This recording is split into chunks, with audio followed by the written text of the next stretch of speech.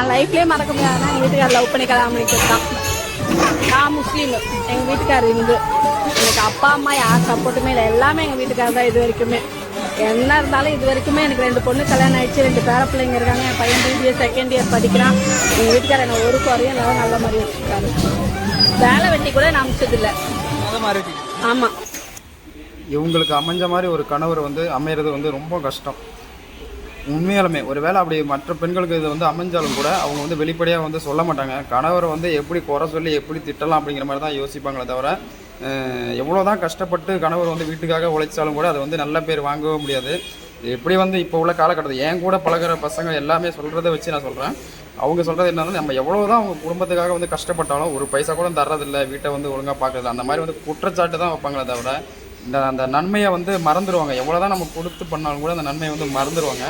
ஆனால் இவருக்கு இந்த அக்காவுக்கு வந்து அமைஞ்ச மாதிரி ஒரு கணவர் கண்டிப்பாக அமையிறது வந்து கஷ்டம்.